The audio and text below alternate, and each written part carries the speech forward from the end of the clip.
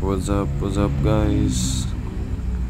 Hello sa tanano. So karon guys is back to work na buta. So kani nga time is ato na buta sa trabaho.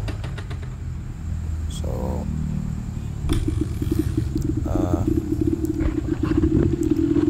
kani magud nga time is gikan mi ani o laag. So first time ni nga nagbiyahe na pud kay nagpa-relax ta sa tuang mga kanang gusto ko tura muka dyan among hero inana yun na siya guys kanang sana siya ambot o amo ang pagsabot na niya either magbabay na siya or kanang musulti bitaw nga amping sa biyahe. So inana dyan na among hero guys, pero mabalik na muli ra po din siya after nga layo na ka. So balik na guys sa tuang istorya. So karon guys is back to work na po ta. So another trabaho na po, duty na po. Alam ko na itong kinabuhi, no? So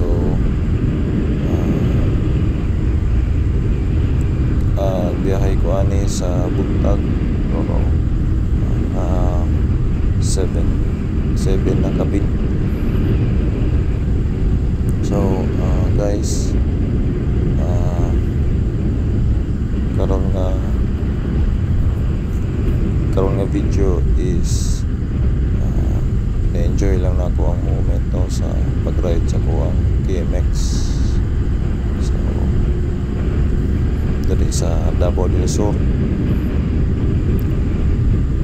kay abot lang kung dapat mo ko ka-try sa upang mga motor kung sa ilang mga performance. So kanira mo good perminti akong gitadla kay komportable ikawanin niya bisan na asa malubak man o highway. So wala ka dyan problema niya. Nakatry ko o katong NMAX o Neo and dili pa po siya yun anak ka nice po og setup, pero medyo magsakit yun sa tuwang kalawasan ayang shock, no, wala yung performance niya. So dili nga time guys is nagpa-gasolina sa ta kay natoy time nga nakalimot na kog off ang iyang iyang fuel cock. So medyo daghan-daghan gyud ang nausik nga gasolina kay mag-overflow man siya dito sa iyang carb, no? So mo na iyang mga permente ang matikdan. So kani guys is nagtubo sa tuwa to ang tropa diri sa Sea Oil, no? So buntag mo na yung duty. So storya sa may kadali sa mga tropa. Salamat. And then kanina mo siya ng time guys is medyo flat po niya ako ang motor sa tubangan kay wala ko kabalo kung buslot ba siya or sungaw ba siya, pero natambay magud siya og more than 1 week kay naglaag mi. So medyo kuan jud. So diri guys is libre lang nila ang hangin diri. Then kita re magpaniho, self service lang. Kusog kayo na ilang hangin, kidako kayo na ilang pump ya sa Sea Oil. So kanang tropa na to guys is nana na siya 2-stroke. Unya kanang wala lang ko kabalo kung say reason niya nganong iyahang baligya ata to or giswap ba niya or abot lang asa na ba ka to iyang 2-stroke murag RXT ata to yung motor stock pa pud, pure stock. So abot lang kasi nag-change na pud siya, gusto na pud siya og 4-stroke murag grader ata yung gipuli. So ana lang. So gani guys is so largo na pud tas to ang biyahe na po. So ang ginagamit din ako nga camera guys is Hero 7. So nice yung kayo kaya na siya ka ng hyper smooth. So medyo dili kayo siya luhag, no?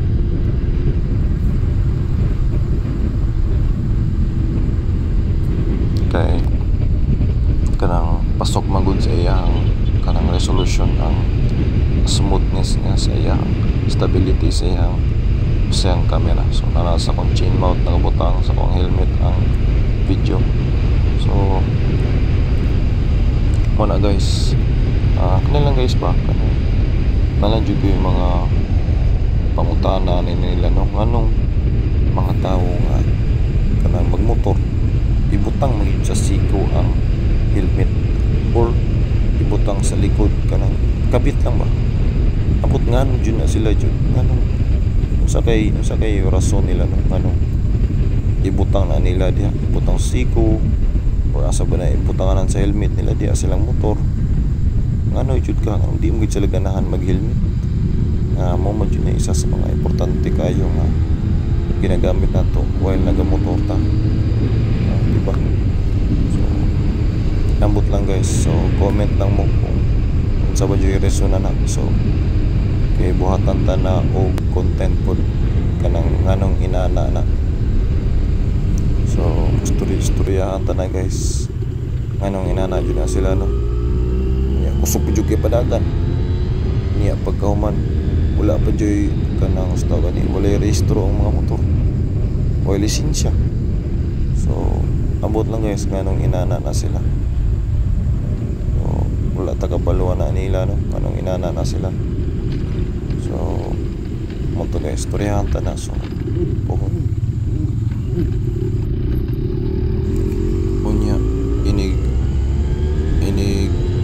makadisgrasya simba ko makadisgrasya dagang kay pasangit anong ana pero sila mismo wala nag-amping so muna guys buhatan ta ng content po istoryahan ta na sunod pero karon sa enjoy sa natong moment no kay naka-ride na punta nakasakay-sakay na punta sa tuwang KMX so mudyo niya ako ang kanang kababata guys so kami medyo pinakaunan niya akong papa medyo pinakaunan niya nga owner so ipasalan niya sa kuha so ako na nag-maintain hindi nagatabang niya po siya sa kuha so puhon guys talagang po na ito nag-content ang katong mekaniko na kuha ni nga si shout out to Rudy Tan so muna siya ang mekaniko ginamo sa una pa ni ikan gini pagkapalitan ng motora wala nagilain ang nagahilabot ani aside karon sa unang panahon medyo nagkataas na mong gidad ni Uncle Rudy or tatay una ilang tawag sa iya ha kung tinigkay siya katrabaho pero itong sa una pa jud nga gahit pa jud kayo siya tibay pa kayo wa jud lain mi atuan siya lang yun nakahilabot ani ang makina sa mong KMX siya lang yun so buhatan ta nag-content pohon guys no so karon guys is enjoy lang ginatong moment chill ride lang kita ingon sige taog murag nagalumba o sa banad yan nagapakusog o nabay kukod sa tuwa wala man guys wa ko tagadali relax lang tani so pero napay panahon gyud noon na lami kayo ikumot no lami kayo ikumot so pero pa weather lang po kay syempre itong safety ana ba so kalabi na karon mga panahon na kung ikaw nag-aamping ka ang uban wala man gaamping so wala gyapon so ana siya guys so mo na niya akong ruta para maintain no so sa diri ko nagaagi sa Cagas Road so diri sa likod sa padulong sa kanang Duke Alternatibo so mo ni siya ang murag diversion road diri mo diretso mo sa Jensan dili na mo maagi og traffic light sa 3 de Mayo so diri baalag siguro hinahinay yung dagan pero wala yung unong aside dito sa highway jud mo dito sa kanang road jud siya nga kuan medyo busy jud dito and then dili ka basta-basta og ana ba so kay traffic medyo daghan jud kayog mga nagaagi mga motor sakyanan so dali gid ang gianan pa diversion road kanang labo ng mga truck mga dagko mga motoritso kuan hindi na kay sila mahasol o dali sila nagaagi tira so na nato diri sa Duke Alternatibo Prime ang eskwelahan na diri Prime ang eskwelahan so mo to guys so salamat sa pagtanaw. I hope you enjoy sa mga vlog na mo punta maka-vlog ta pohon kanang vlog sa kanang gusto gani kanang mga to ta manglaag ta ubanon na ta tong ubanon na kong Kimex ug asang mga nice nga mga spot bitaw diri sa Double Hills. Thank you for watching. Peace out.